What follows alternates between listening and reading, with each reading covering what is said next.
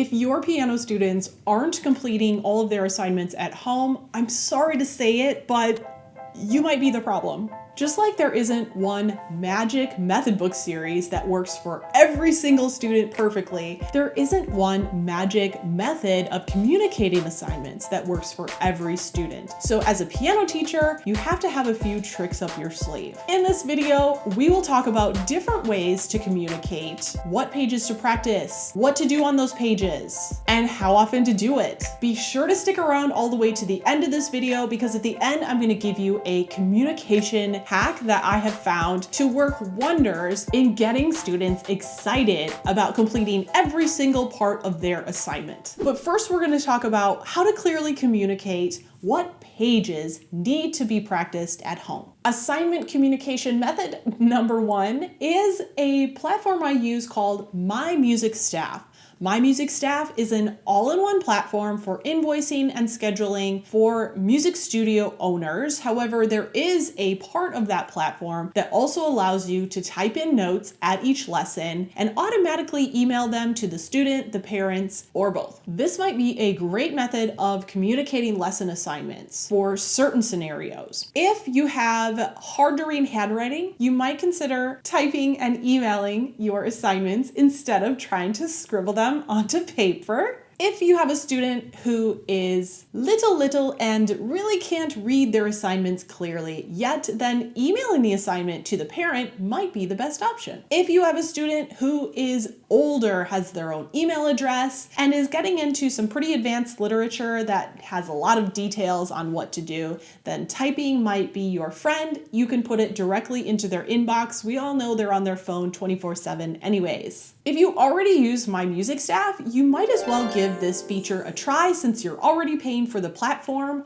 It might work with some of your students. My Music Staff automatically copies last week's notes, so your student doesn't have to bring anything with them, and you've already got it up on their screen exactly what you told them to do last week. You can just change out the page numbers as needed and the date, and you're good to go. If you're not using My Music Staff, but you'd be interested to try it for 30 days, absolutely free, no credit card required, there's a link in the description to check it out. Communication method number 2 is a good old-fashioned assignment book.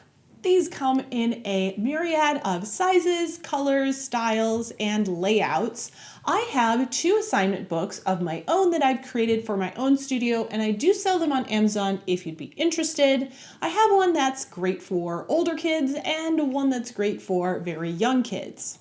Chances are, if you're a piano teacher, you are already familiar with this method of communication and you probably already tried it. The assignment book method of communication works great for a lot of scenarios if you have neat handwriting and you're able to communicate clearly, concisely, and you're not a forgetful person, and you have good time management to get that all written down within the confines of the lesson, combined with a student who can easily read the assignments, understand what they're looking at in the assignment book, and probably most importantly, remembers to pull the assignment book out each time they practice, or remembers to practice at all. If all those things combine, then using the traditional paper assignment book might do the trick. For some students, it's a good idea to have an assignment book, but we need something a little extra. So let's talk about some different ways to communicate and how we can combine them. Assignment communication method number 3 is to write something in the book. So usually this would be like circling the page numbers.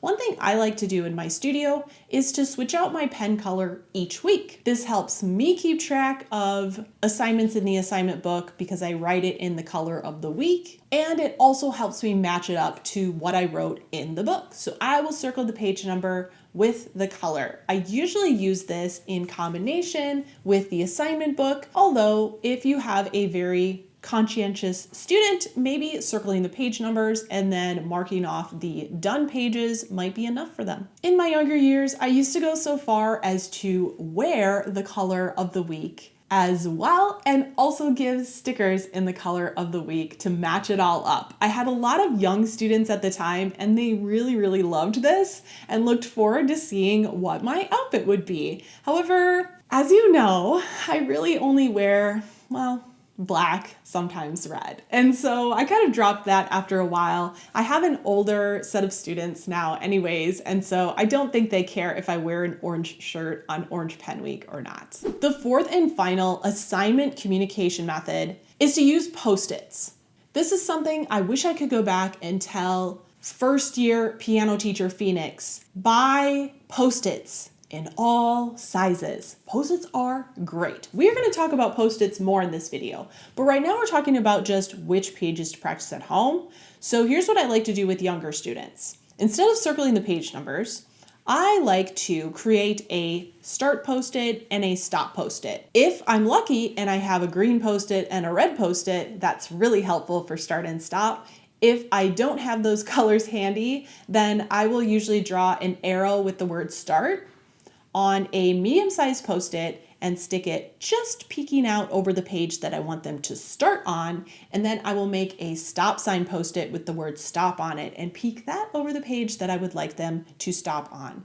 This is great for time management because instead of writing anything at all, I'm literally just moving the Post-its. Eventually those Post-its are going to wear out, but usually they last for a couple months before I have to replace them. Sometimes they last the entire life of that method book. The only downfall to Post-its is that sometimes they do get moved, removed, or they fall out if they lose their stickiness. And so I like to have some sort of a backup plan, whether it be Post-its plus marking the page, Post-its plus writing an assignment book, or Post-its plus an email through my music staff to the parents. But most of my students tell me that the Post-its are a pretty foolproof way from age 3 all the way to age 103 to tell exactly what pages I want them to do at home in their books.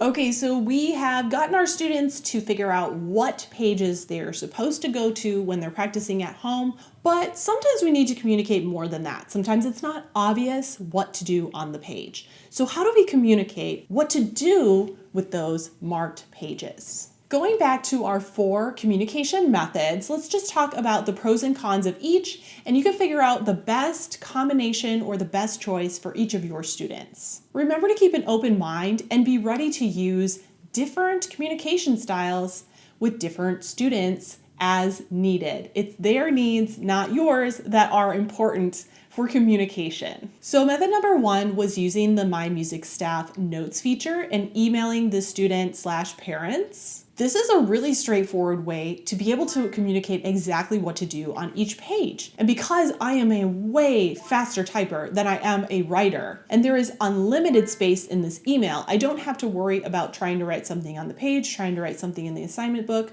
So My Music Staff can be great if you are having to give a lot of details either to the students or the parents about exactly what to do on the page. The con to this method is that if the student or parent does not look at the email, which is definitely a possibility, then they will have no idea what to do on that page. They will stare at it. There's nothing written on the page. They don't have an assignment book in front of them. So they have to be trained to open the email if this is going to be the main method of telling them what to do. So I'll tell you about a combination I do in this instance in a moment. Method number 2 was a traditional assignment book. Now, one of the cons of this is that you have a really limited writing space. So besides writing the page numbers or the book names, you really don't have a ton of room to write, like do the first half of this theory page or play measures. You can write only little, maybe shorthand notes.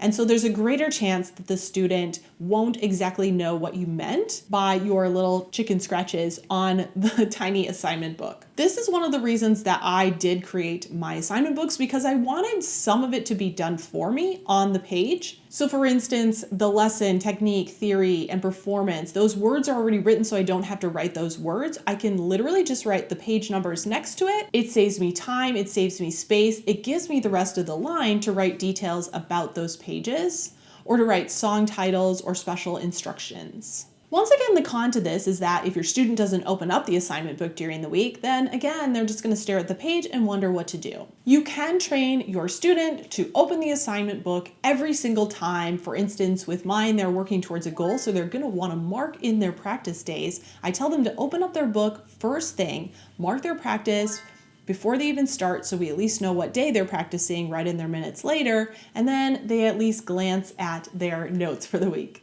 As you recall, communication method number 3 was writing on the page. This is easy, grab your pencil, write it on the page. I usually only use this in conjunction with one of the other methods that I mentioned because on the page I don't have time to write a paragraph about what they're supposed to do, so I might use it in conjunction with the email. But usually I will use my notes on the actual page just to trigger them to look at the detailed instructions. Very rarely will I write on the book exactly what they're supposed to do. I'll only do that if a student really needs that and I know that they only open their book and they never look at anything else.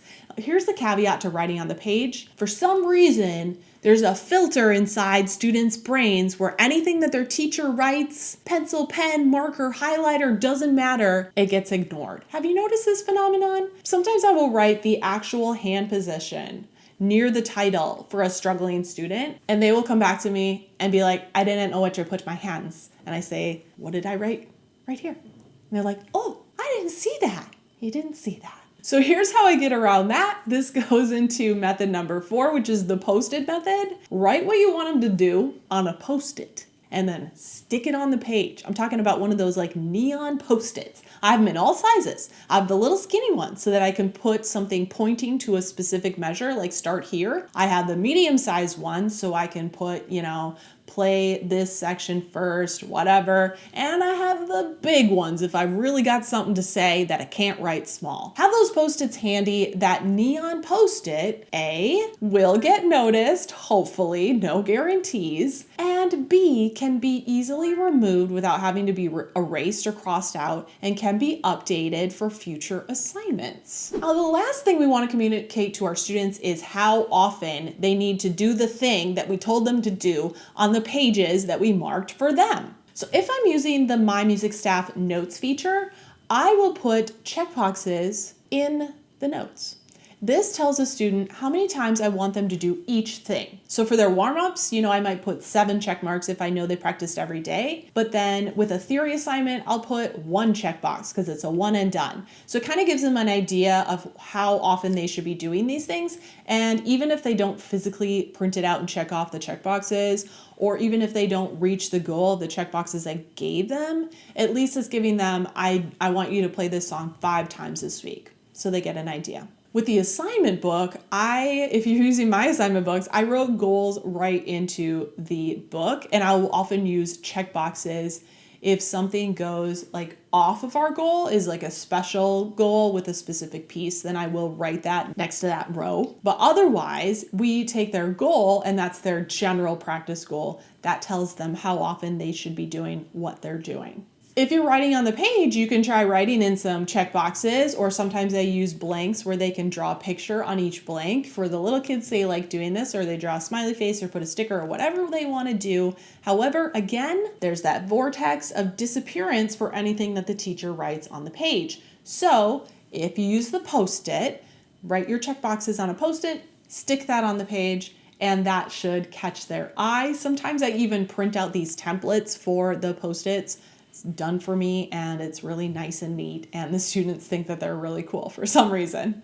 Okay, it is time to share the absolute game-changing hack that I found to keep students motivated to practice every single thing. Before I tell you what that is, hit that like button if you found any value in this video so far. You'd like to see more videos like this from me, and consider subscribing if you're a piano teacher looking for some fresh ideas in the future. So here's the hack. Now hear me out. It's celebrating the progress. Now I know what you're thinking. You're thinking, I do that. I applaud them when they practice. If I tell them to do their theory and they do that, I give them a sticker, whatever. I know you're doing it. I know. I believe you. But let me just throw this out there. I think we need to clearly communicate the good things that happened in the past as much as we are clearly communicating what we want to happen in the future. So the amount of clarity you're giving them, I want you to complete this many theory assignments this month. I want you to practice this piece this many times. I want you to acknowledge in some tangible goal-oriented fashion what they've already done. 3 weeks ago, I asked you to get here and you made it. So that's another reason why I created those goal-oriented assignment books is because it's that tangible thing. I tell them over the next 3 months, if you do this for this many minutes, for this many days, we will have a pajama day. We will have a game day. I will give you $5. You can have a Starbucks gift card. I will buy you your favorite candy bar. Whatever motivates them, depending on their age and what they like, it's a tangible goal. So I even have an answer section at the end of each quarter where I say, okay, what goals did we hit?